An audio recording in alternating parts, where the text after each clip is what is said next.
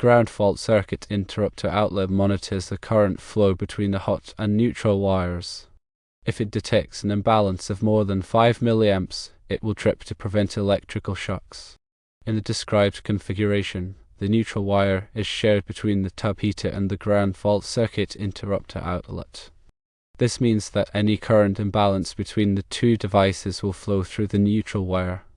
If the tub heater draws a significant amount of current, as it likely will when heating the water, it can cause an imbalance in the current flow. This imbalance will be detected by the ground fault circuit interrupter outlet, which may then trip to protect the circuit. To prevent nuisance tripping, avoid sharing the neutral wire between the tub heater and the ground fault circuit interrupter outlet. Instead, run a separate 12mm2 cable for the tub heater. This will provide a dedicated neutral wire for the heater and eliminate the risk of current imbalance tripping the ground fault circuit interrupter outlet. The ground fault circuit interrupter outlet should be installed on the load side of the circuit breaker or fuse that protects the tub heater. If the tub heater is located in a bathroom, the ground fault circuit interrupter outlet should be installed within easy reach of the tub. The 12mm3 cable should be properly sized for the load and adequately protected by a circuit breaker or fuse. When a ground fault circuit interrupter detects an imbalance between the current flowing into circuit and the current returning, it quickly cuts off the power. This imbalance typically indicates that current is leaking to ground, potentially through a person, which presents a shock hazard. The ground fault circuit interrupter is designed to trip very quickly, typically within milliseconds, to prevent serious injury or death. Shared neutrals can cause issues with ground fault circuit interrupters because these devices are designed to monitor the current balance within a single circuit. When multiple circuits share a neutral, the ground fault circuit interrupter may misinterpret the current flow and trip unnecessarily. In a standard electrical circuit, the hot wire carries the current to the load, such as a light fixture or appliance, and the neutral wire returns the current back to the source. The ground fault circuit interrupter monitors these currents. Ideally, the current flowing in the hot wire should be equal to the current flowing in the neutral wire. If there's a difference, it suggests current is leaking elsewhere. The National Electrical Code, the NEC, provides guidelines for electrical installations, including the use of ground fault circuit interrupters and the sharing of neutral conductors. It is important to consult the NEC and local electrical codes to ensure that your wiring practices are safe and compliant. When planning electrical work, consider the loads you'll be connecting to the circuit. High current devices, like heaters, can cause larger imbalances if the neutral is shared. The goal is to ensure each circuit has a clear and direct path for current flow, minimizing the potential for interference or imbalances that could cause a ground fault circuit interrupter to trip. If you're unsure about how to properly wire a circuit, especially when dealing with ground fault circuit interrupters and shared neutrals, consult a qualified electrician. They can assess your specific situation and recommend the best and safest wiring practices. Using separate neutrals for different circuits helps ensure that each ground fault circuit interrupter is monitoring only the current within its intended circuit, reducing the risk of nuisance tripping and improving electrical safety.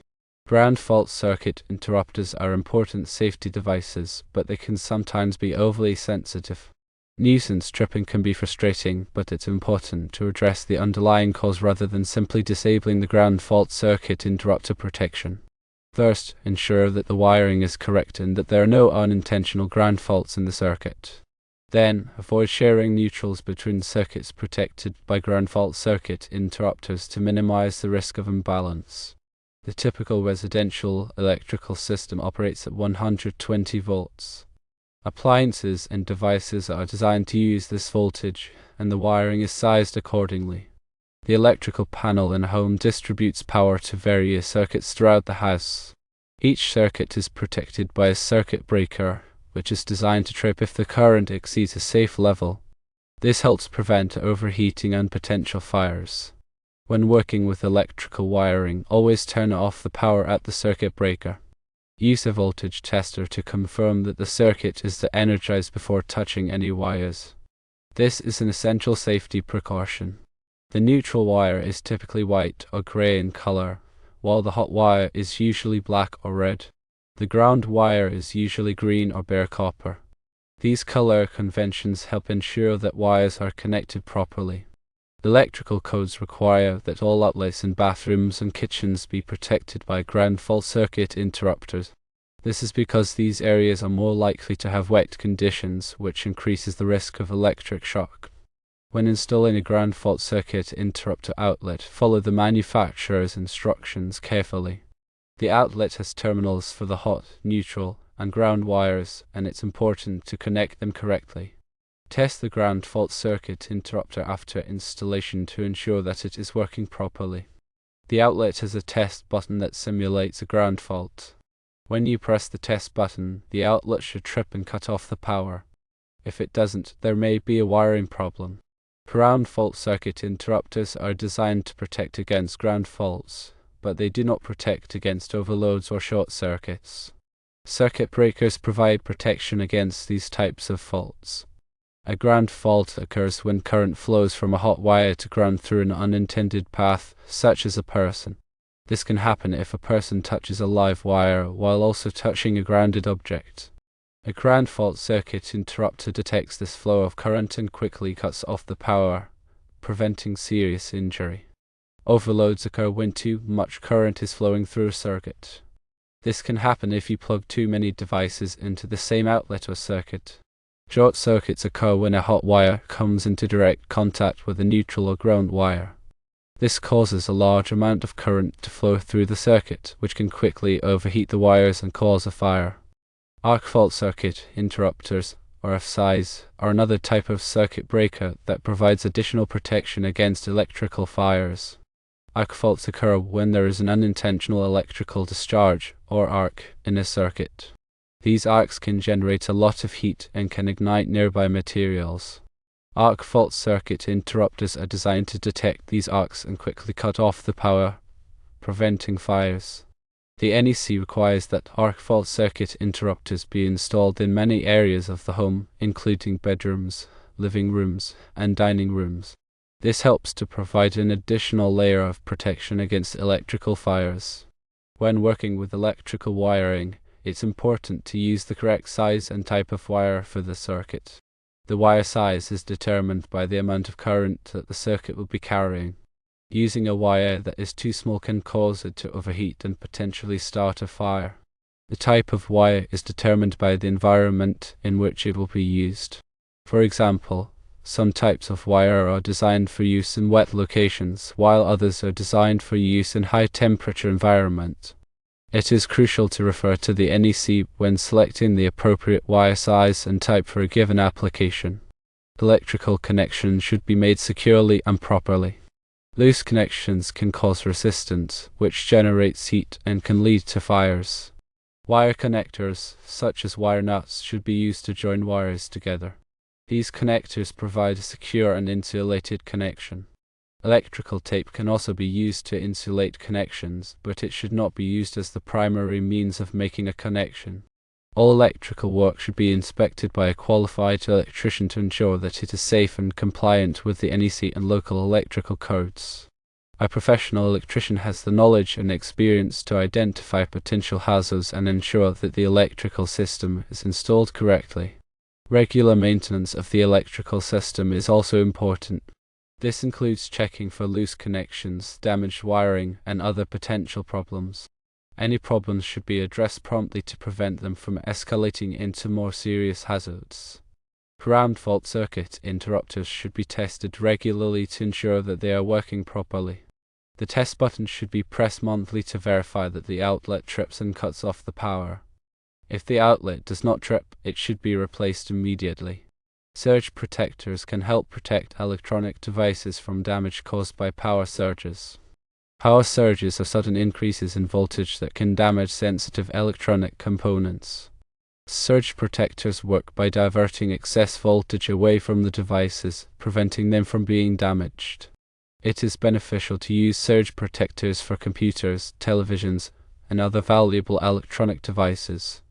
Uninterruptible power supplies, or UPSs, provide backup power in the event of a power outage. These devices contain batteries that can supply power to connected devices for a limited time. Uninterruptible power supplies are useful for computers and other devices that need to remain powered on during a power outage. They can also protect against power surges and other electrical disturbances. When working with electrical wiring, always follow safe work practices. Wear appropriate personal protective equipment, such as safety glasses and gloves. Avoid working in wet conditions. Never touch bare wires or terminals. Always turn off the power at the circuit breaker before working on any electrical wiring. If you are not comfortable working with electrical wiring, hire a qualified electrician to do the work. The electricity can be dangerous, and it's important to take precautions to prevent accidents. Understanding the principles of electrical safety and following safe work practices can help to prevent electrical shocks, fires, and other hazards. Always consult with a qualified electrician if you have any questions or concerns about electrical wiring or safety. The knowledge and experience of a professional electrician can help ensure that your electrical system is safe and reliable. If you encounter a situation where you suspect an electrical problem, such as a burning smell or sparking outlet, turn off the power to the affected circuit immediately and call a qualified electrician. Do not attempt to diagnose or repair the problem yourself. Electrical problems can be complex and dangerous, and it's best to leave them to the professionals. When planning a new electrical installation or renovation, it's important to consider the future needs of the electrical system.